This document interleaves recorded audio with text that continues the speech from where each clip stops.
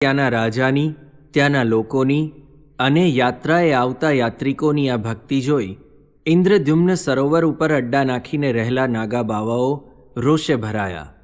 કેટલાક વામ અને શાક્ત પંથીઓ, કૌલમતવાદીઓ, તાંત્રિકો અને ઉદર પોષણને અર્થે બાવા થયેલા બીજા ભેખને નામે લોકોને ભરમાવતા, સાધુ સેવાનો મહિમા ગાઈ સ્ત્રીઓને ભ્રષ્ટ કરતા, સુરાપાનમાં ચકચૂર રહેતા, પરસ્પર ખાનપાન અને સ્ત્રીઓના વ્યવહાર માટે લડતા આ બાવાઓની જમાત નીલકંઠ વર્ણી પ્રત્યે રાજાની અને લોકોની ભક્તિ જોઈ ઉશ્કેરાઈ.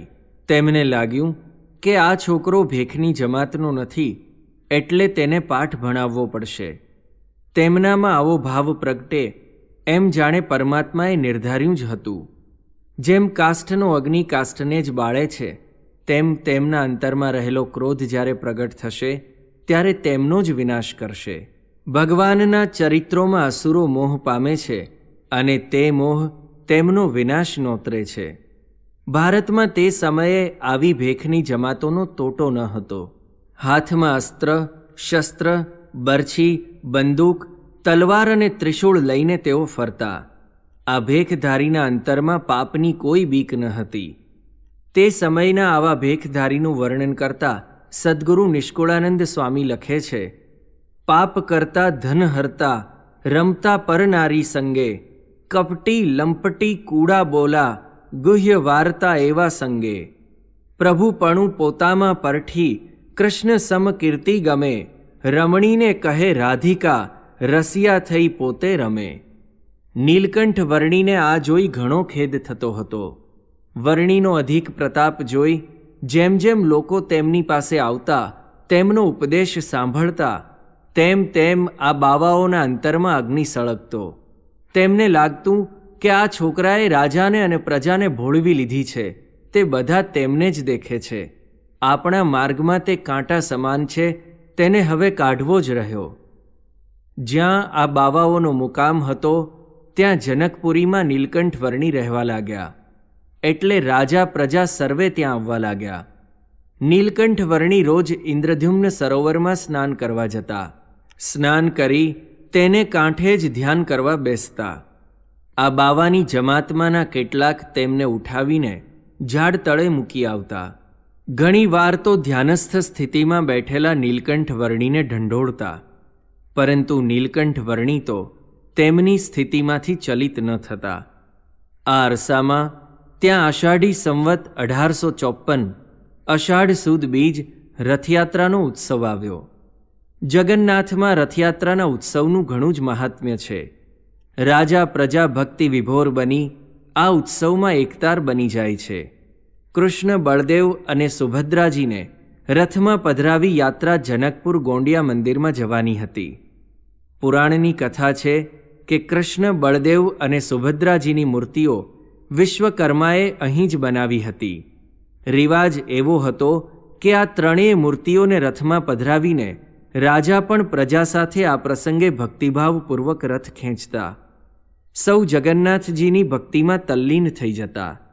રથયાત્રાના પ્રસંગે નીલકંઠ મહાપ્રભુને પણ રાજાએ એક સુંદર શણગારેલા રથમાં બેસાડ્યા. તેમનો રથ પણ સૌ તાણવા લાગ્યા. ત્રિશૂળધારી બાવાઓ નીલકંઠ વર્ણીનું આવું સન્માન થતું જોઈ અત્યંત રોષે ભરાયા. રથયાત્રા જનકપુરમાં ગોંડિયા મંદિરમાં આવી. પૂજા વિધિ બાદ કૃષ્ણ, બળદેવ અને સુભદ્રાજીની મૂર્તિઓ અહીં પધરાવવામાં આવી. એ સિવાય આ મંદિરમાં કોઈ મૂર્તિઓ હોતી નથી. નિજ મંદિરના સભાભવનમાં ફક્ત લક્ષ્મીજીની મૂર્તિ હોય છે. રથયાત્રાનો ઉત્સવ પૂરો થયો અને સૌ વિખરાયા. પરંતુ નીલકંઠ મહાપ્રભુ તો અહીં જ રહ્યા. તેથી રાજા તથા અન્ય ભાવિકો પણ અહીં જ રહ્યા. ઇન્દ્રદ્યુમ્ન સરોવર ઉપર વસતા બાવાઓનો ત્રાસ, તેમની વ્યભિચાર વૃત્તિ, ઉન્મત્તપણું, સુરાપાન, તેમના આ દૂષણોનો રાજાને તથા પ્રજાને ખ્યાલ આવે તે માટે નીલકંઠ વર્ણી રોજ ત્યાં સ્નાન કરવા જતા. સાથે રાજા તથા ભાવિકો પણ આવતા. તેમણે આ ભેખધારીઓની લીલા જોઈ. રાજાના ચક્ષુ ખુલી ગયા. તે અત્યાર સુધી ભેખમાં ભગવાન છે તેમ માની તેમના દર્શને આવતા. તેમના ગુણ લક્ષણ પારખ્યા સિવાય આદર આપતા. પરંતુ નીલકંઠ વર્ણીના પ્રસંગથી તેને જ્ઞાન થયું, સાધુના લક્ષણ જાણ્યા અને સાધુતા પરખવાની વિવેક દ્રષ્ટિ પણ આવી. તેણે નીલકંઠ વર્ણીને કહ્યું, સાધુઓને શિક્ષા કરવી જોઈએ. નીલકંઠ વર્ણી આ સાંભળી થોડું હસ્યા. તેમણે કહ્યું, શિક્ષાથી તે સીધા થાય તેવા નથી. તેમના પાપથી જ તેમનો નાશ થશે. રાજા મૌન રહ્યા. નીલકંઠ વર્ણીની અગાધ ધીરજથી તેનું મસ્તક નમી ગયું. નીલકંઠ વર્ણીએ જાણ્યું કે જ્યાં સુધી રાજા અને ભાવિકો અહીં હશે ત્યાં સુધી આ બાવાઓ જાજો ઉત્પાત કરી શકશે નહીં. તેથી તેમણે રાજાને કહ્યું, મહારાજ, આપ હવે પૂરી પધારો. હું ત્યાં દર્શને આવીશ ત્યારે આપણે મળીશું.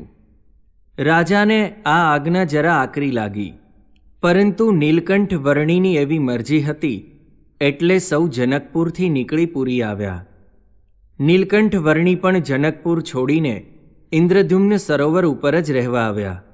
રોજ સ્નાન કરી ત્યાં જ નિત્યકર્મ કરી ધ્યાનમાં બેસી જતા.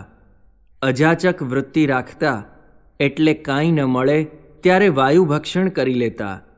તેમને ત્રાસ આપવા માટે બાવાઓ તેમને કાંઈ ને કાંઈ કામ બતાવતા.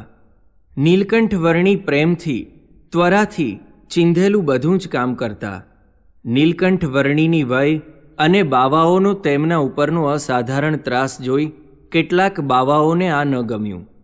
તેઓ ક્યારેક ક્યારેક નીલકંઠ વર્ણીનો પક્ષ લેતા અને સામાસામી ચકમક પણ ઝરતી. એક વખત નીલકંઠ વર્ણી પોતાના નિત્યકર્મથી પરવારીને ધ્યાનમાં બેઠા હતા ત્યારે એક બાવો તેમની પાસે આવ્યો અને તેમને હલાવીને જગાડ્યા.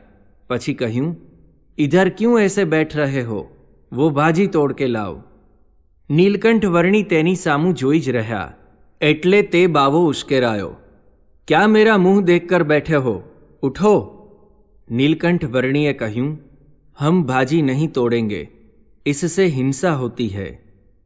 પોતાના હુકમનો અનાદર થતો જોઈ તે બાવો ક્રોધે ભરાયો. તે એકદમ હાથમાં તલવાર લઈને દોડ્યો.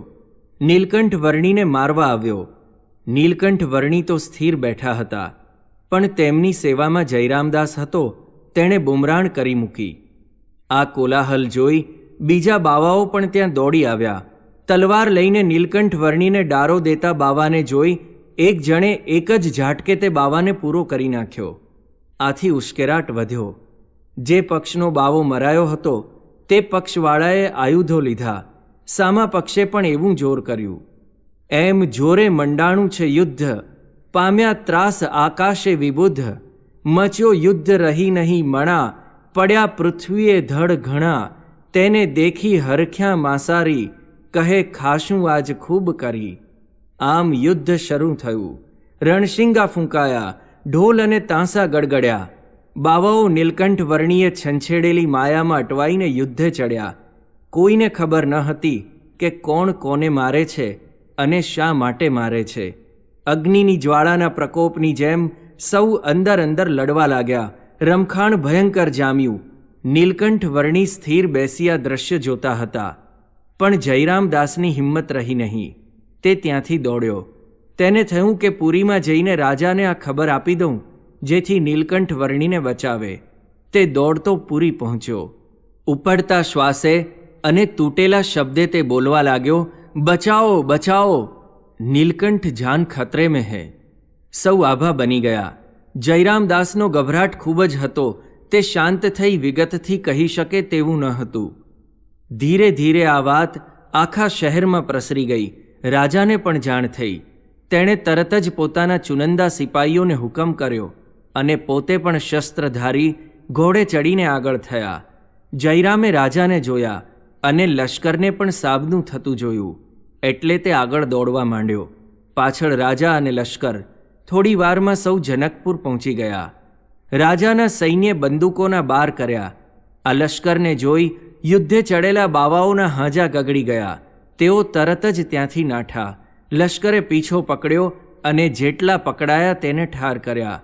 ઘોર યુદ્ધના ઘમસાણમાં બાવાઓના છેદાયેલા મસ્તક અને ધડ પડેલા જોઈ રાજાને ત્રાસ થઈ ગયો. તે પલવાર ત્યાં થોભ્યા, પણ બીજી જ ક્ષણે તેમને નીલકંઠ વર્ણીનો વિચાર આવ્યો. તે ઇન્દ્રદ્યુમ્ન સરોવર પાસે આવ્યા. ત્યાં નીલકંઠ વર્ણી પદ્માસન વાળીને બેઠા હતા.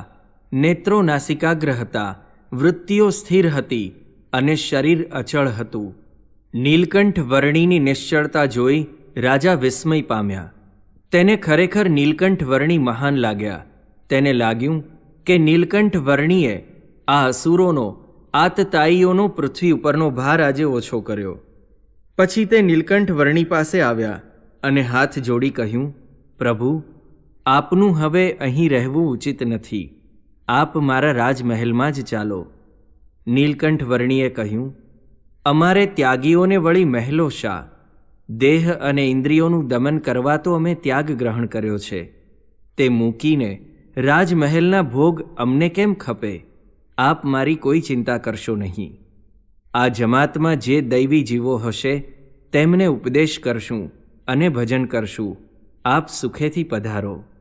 નીલકંઠ વર્ણીની અત્યંત અનાસક્ત સ્થિતિથી સમાધિમાં જોયેલા નીલકંઠ વર્ણીના દિવ્ય સ્વરૂપની તેને સ્મૃતિ થઈ આવી. તેણે તેમના ચરણમાં પ્રણિપાત કર્યો અને હાથ જોડી કહ્યું, આપની સેવા કરી શકું એવા મારા ભાગ્ય હજુ ઉદય થયા નથી. પણ ગમે ત્યારે મને આપ યાદ કરશો, હું સેવામાં આવી જઈશ. નીલકંઠ વર્ણી તેના ભાવથી પ્રસન્ન થયા અને તેને આશીર્વાદ આપ્યા. અધર્મના દળરૂપી આ વૈરાગી બાવાઓ પોતાની જાતે જ નાશ પામ્યા. નીલકંઠ વર્ણીને લાગ્યું, અહીંનું કામ હવે પૂરું થયું છે. 10 માસ જગન્નાથપુરીમાં પોતે રહ્યા. જગન્નાથજીની મૂર્તિમાં પણ અંતર્યામી સ્વરૂપે પ્રવેશ કરીને પૂજારીનો ભક્તિભાવ અને છળ કપટ જોયા. જગન્નાથપુરી એ યાત્રાના 4 ધામમાંનું એક ધામ કહેવાય છે. પુરુષોત્તમ ક્ષેત્ર કહેવાય છે. પણ અહીં તેમણે લોકોમાં અધાર્મિકતા જોઈ, લોલુપતા જોઈ. યાત્રિકોમાં પણ મુમુક્ષુતા કરતા રૂઢિગત પ્રણાલિકાને અનુસરવાનો ભાવ વિશેષ દેખાયો. સર્વત્ર જાણે મુમુક્ષુતા પરવારી ગઈ હતી. અધર્મને છૂટો દોર મળતો હતો. યાત્રા સ્થાનોમાં તે વિશેષ પ્રમાણમાં દેખાતું હતું. નીલકંઠ વર્ણી આ બધો વિચાર કરતા સ્થિર થઈ ગયા. પછી માથું હલાવી ઉઠ્યા. પશ્ચિમ દિશામાં 20 કોશ દૂર મહાનદી ઉતરી દક્ષિણમાં તિલંગ દેશમાં નીલકંઠ વર્ણીએ પ્રવેશ કર્યો.